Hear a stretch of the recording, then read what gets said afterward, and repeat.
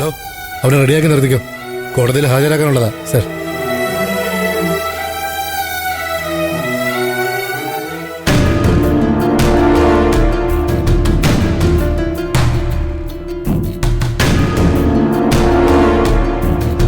ഗോകുല് തന്ന വിവരങ്ങൾ വെച്ച് മുംബൈയിലേക്ക് പോയ കണ്ടെയ്നർ ലോറിയുടെ നമ്പർ ട്രേസ് ചെയ്യാൻ പോലീസിന് പറ്റിയിട്ടുണ്ട്. അതിനുശേഷവും ആ ലോറി കേരളത്തിൽ വന്നു പോയതിന്റെ തെളിവുകളും കിട്ടിക്കഴിഞ്ഞു. പക്ഷേ കേരളത്തിൽ ലോഡ് ഇറക്കിയ ശേഷം മുംബൈയിലേക്ക് മടങ്ങുന്ന വഴി അതിലെ ഡ്രൈവർമാർ ഏറ്റെടുക്കുന്ന ഇത്തരം കൊട്ടേഷൻ ജോലികളെക്കുറിച്ചൊന്നും വണ്ടിയുടെ RC ഓണർക്ക് അറിയില്ല. അതുകൊണ്ട് അന്ന് ജീവൻ രാജിനെ കയറ്റിക്കൊണ്ട് പോയപ്പോ വണ്ടി ഓടിച്ച ഡ്രൈവറെ കണ്ടുപിടിച്ചാലേ കൂടുതൽ വിവരങ്ങൾ അറിയാൻ പറ്റൂ. അവനെ ഉടനെ കസ്റ്റഡിയിൽ എടുക്കാൻ കഴിയുമെന്നാണ് ഞങ്ങളുടെ വിശ്വാസം. മഞ്ചാടി നിശ്ചയദാർഢ്യത്തോടെ തന്ന പരാതിയാണ് കാര്യങ്ങൾ ഇവിടം വരെ എത്തിച്ചത്.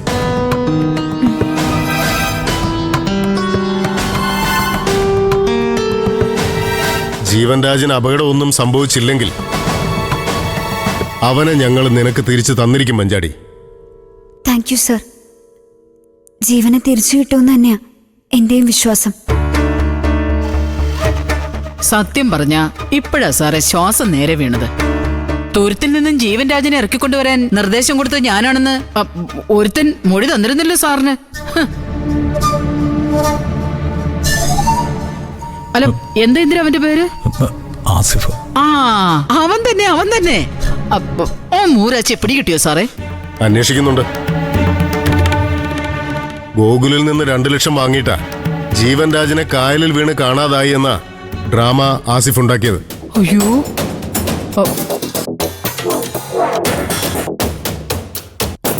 അവൻ മാത്രമല്ല, അവനെ സഹായിക്കാൻ വേറെ ആരെങ്കിലും ഉണ്ടായിരുന്നോ എന്ന് കൂടി ഞങ്ങൾ അന്വേഷിക്കുന്നുണ്ട്. ആ അവനെ പോലെ പഠിച്ച കള്ളന്മാര് വേറെയും കാണും സാറേ. ഓ, അതിനിടയിൽ നിരപരാധിയായി എന്നെ പ്രതിയാക്കാൻ ചിലരൊക്കെ ശ്രമിച്ചു നോക്കി. ഇനിയെങ്കിലും സുശീല എല്ലാവരും മനസ്സിലാക്കിയ കൊള്ളാം.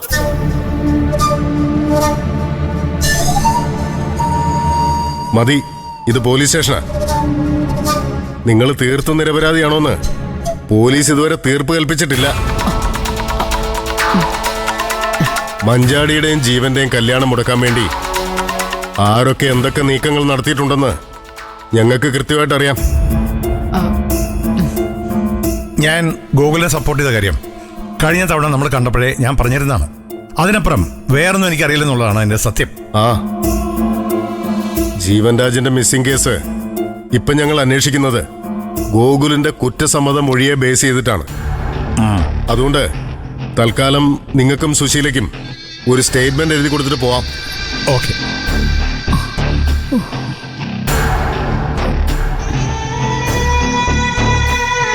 അച്ഛൻ ഈ കാര്യങ്ങളെല്ലാം അറിയാമെന്നായിരുന്നു മഞ്ചാടിയുടെ മറ്റൊരു പരാതി. പക്ഷേ ഗോകുലിന്റെ മൊഴിയിൽ അങ്ങനെ ഒരു സൂചന പോലും ഇല്ലെന്നുള്ളതാ സത്യം.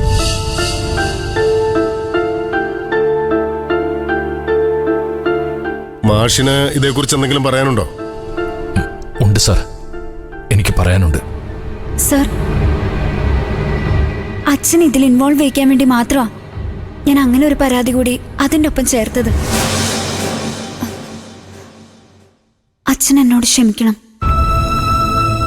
ജീവൻ രാജൻ എന്താ സംഭവിച്ചെന്നറിയാൻ അച്ഛൻ എൻ്റെ ഒപ്പം നിൽക്കുന്ന ഉറപ്പ് വന്നതായിരുന്നല്ലേ.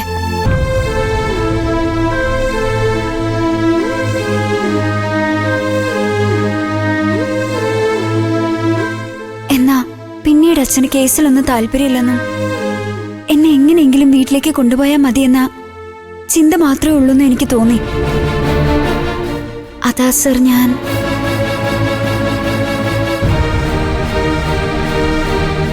എനിക്ക് ദോഷം വരുന്ന ഒരു കാര്യം എന്റെ അച്ഛന്റെ മനസ്സിൽ കൊണ്ടു നടക്കില്ലെന്ന് എനിക്ക് ഉറപ്പുണ്ട് സർ. ഞാൻ തന്ന പരാതിയിൽ നിന്ന് എന്റെ അച്ഛന്റെ പേര് ഞാൻ പിൻവലിച്ചിരിക്കുന്നു. അങ്ങനെ ചെയ്യേണ്ടി വന്നതില് സാറിനോടും എന്റെ അച്ഛനോടും ഞാൻ മാപ്പ് ചോദിക്കുന്നു. മോളെ, അച്ഛൻ ഇനിയൊന്നും പറയണ്ട. എനിക്കറിയാം അച്ഛന്.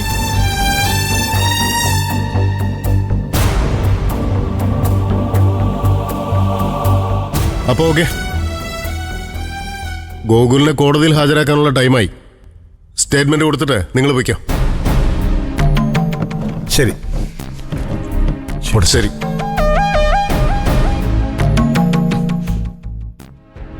പോവാ സാറേ.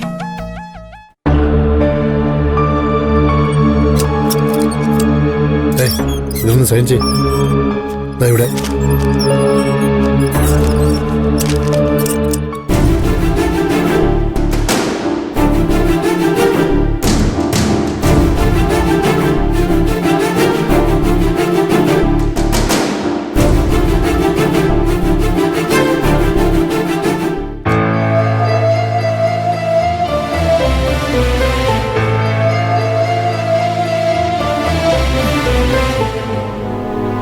എന്നെയും ജീവനും തമ്മിൽ അകറ്റാൻ നോക്കിയതിന് നിന്റെ കയ്യിൽ വിലങ്ങ് വീഴും.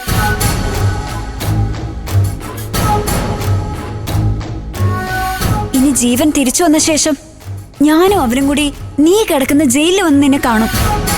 അതായിരിക്കും നിനക്ക് ഞങ്ങൾ തരുന്ന ശിക്ഷ. ഏയ് മഞ്ചാടി,